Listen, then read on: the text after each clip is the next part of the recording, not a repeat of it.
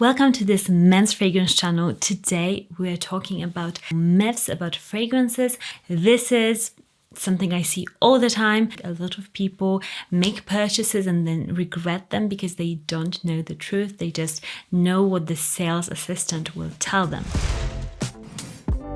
The first very basic thing that I hear all the time from sales assistants, and I just smile, but I really wish I could just tell them off because it's so not true, is that the eau de parfum is always stronger and the eau de toilette is always a weaker version of the same fragrance, that they smell exactly the same.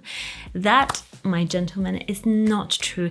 In many cases, eau de parfum will smell completely different. Let's take, for example, the case of Bleu de Chanel. There's eau de toilette, eau de parfum, and parfum now at the moment I'm filming this video.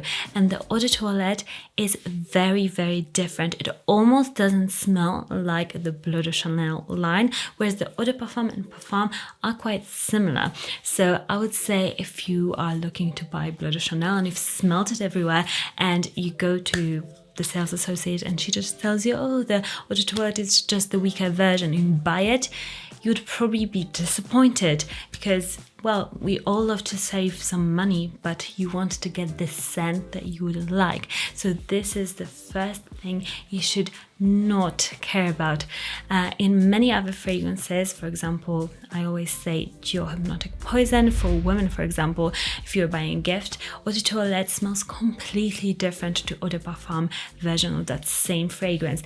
There are sometimes very big differences, and you should just be really careful before you buy. So always check with the fragrances because you want to make sure you're getting the right scent. Next lie that I've been told literally yesterday, and it was heartbreaking because I know that person was lying to me and it was a sales associate, and it's just so uncomfortable, but you know, they need to make money. They'll try to persuade you and hope that you don't know better, but I want you guys to know better. It is the fact that reformulated fragrances smell the same as the original. That is not the case. That is very much not the case, and especially at the moment, there's 2 ingredients in fragrances that are being banned. So there's a lot of reformulation happening. I know, for example, in Byredo, Boule d'Afrique, Blanche are getting completely reformulated. There's a lot of fragrances completely getting reformulated, and what the good brands will do is that they will try to reformulate, but then if the fragrance just doesn't smell the same, it smells just doesn't have that same power, or it just smells so disappointing compared to the original, they'll just get rid of it.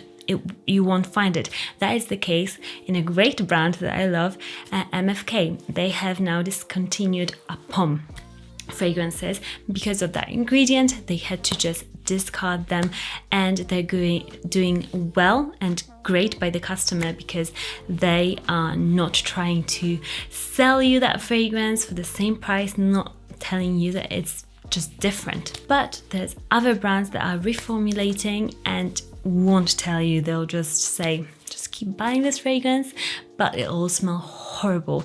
And if you are here in Selfridges, Birmingham, I'll say definitely go to somebody like Shane or this lady who has super fun makeup. Her name begins with P. She's got black hair. They are amazing. They'll tell you up front. So they'll tell me like, don't buy this fragrance anymore. It's been reformulated. It just smells like a ghost of its past. But there's some other associates that will just drill it in you that it's all the same. Don't worry, just buy fragrances. So don't do that. Be super careful. If you've heard that a fragrance has been reformulated, just try it on your skin. Even though you know it, just test it before you buy it again, because that will be happening a lot this year. You'll find a lot of your favorites being totally reformulated or disappear from the shelves, which I would argue is better. Another little marketing lie that you should definitely know about when you are buying fragrances is that when you see the little eau de toilette and eau de parfum and extrait on the fragrance bottles, it doesn't necessarily mean that the eau de parfum has got more oil, fragrance oil, compared to alcohol in the fragrance, and the eau de toilette has less of it. That is the traditional understanding of what it should be, but even those little sayings, concentrations are now used for marketing. So let's take, for example, Aqua Universalis from MFK. Once again, you'll find that the eau de toilette has got more fragrance oil than the eau de parfum or the Forte version. And you know, you might be surprised by that. I was certainly, because why they do it is because they want to market the eau de toilette as a fresh fragrance. And usually when people say eau de toilette, they think of freshness and lightness, and that is what they wanted to do with this fragrance. And because it also smells like that, they've just put the eau de toilette sticker on it.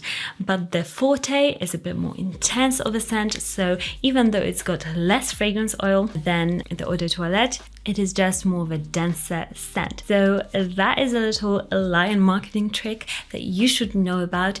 Know that sometimes eau de toilette is actually like you're paying less, but you're getting more fragrance oil. So just go for truly what fragrance, what concentration you actually love, because going for the eau de toilette might not mean that you're saving money. Actually, you might be getting more bang for your buck. So I hope that helps you. This little tip is, I think, a genius one. It is that the myth that you can't ask for a discount at luxury stores when you're buying fragrances. Actually, you definitely can, and I do this all the time. I've got no shame. I'm a saver. I want to save some money, and more often than not, if you're purchasing more than one fragrance, then you can get a discount. You can get 5, 10, 15, even 20% discount. So don't be scared. Even in luxury department stores like Selfridges, Harrods, I've done it all over the world. It's not only the UK. So if you are buying a few fragrances at once, definitely ask for a discount, and better yet, try to build a rapport with the sales associate and always go to the same one, because they'll definitely chuck in some extra samples for you, which is also a great tip. Another myth is that you should always be buying the biggest bottle possible.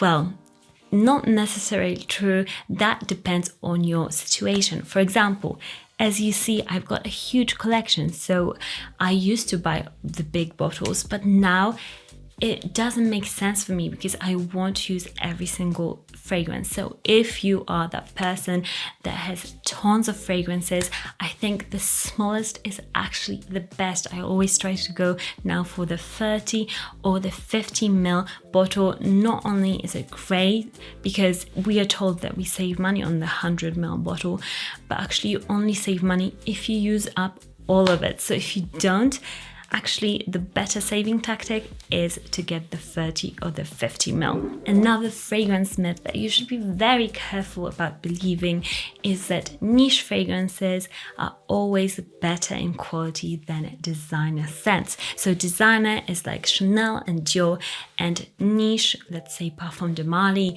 and what else? Colognes. That is not always the truth.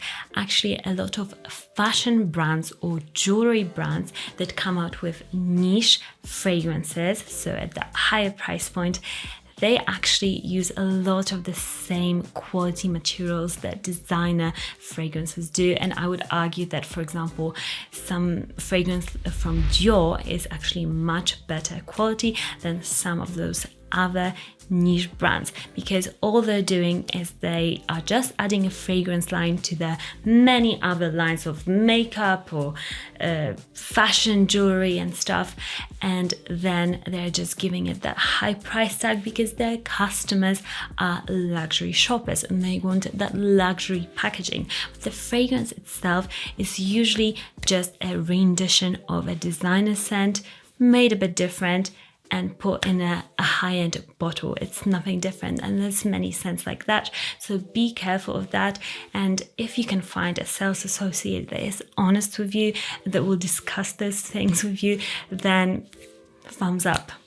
I can tell you that this is truly the case for the people that I shop with at Selfridges. So yeah, if you find the right person, they'll be able to really discuss it with you. If your nose is telling you, this fragrance isn't worth the money, then you're probably right. Trust your instincts. Another myth is that the extrait or the eau de parfum or the parfum will always last longer than eau de toilette and have better performance.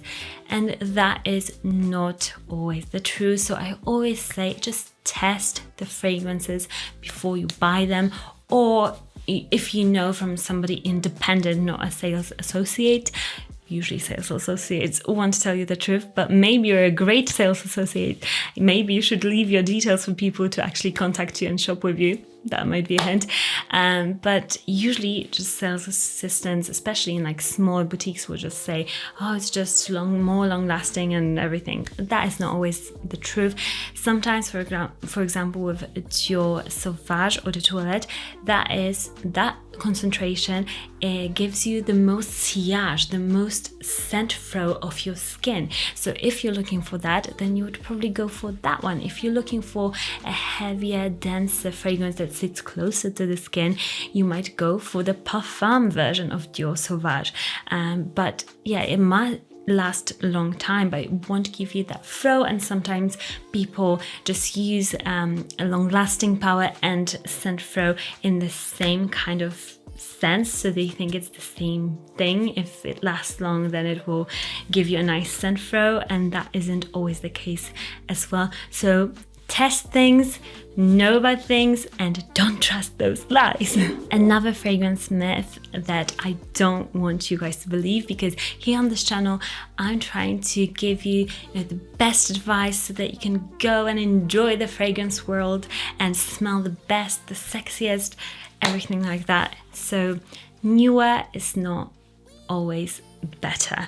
So designers will always, if they find that there is like a really popular fragrance, for example, Le Male from Jean Paul Gaultier, they will come out with so many flankers that we are just like, what is going on, how many there are, then they're getting discontinued, and we never know what's going on because there's so many flankers, and they want you to believe that the newest one is always better than the original.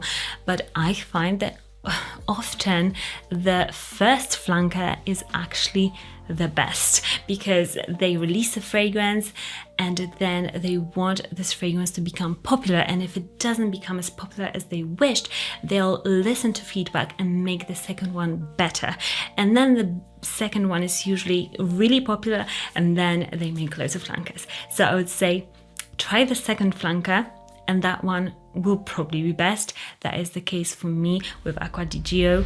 The Profumo is actually really, really good. I don't know if it's the second flanker, but it's one of the first flankers. So yeah, always just try to nail down what is the second or third flanker, because those are probably the best. Let me know what is your number one tip and lie that you don't believe anymore, that sales associates always tell you.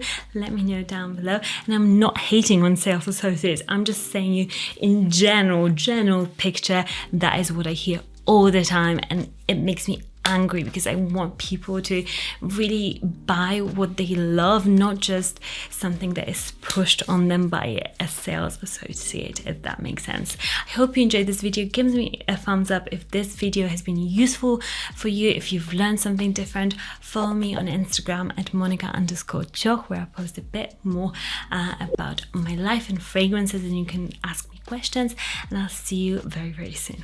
Bye guys.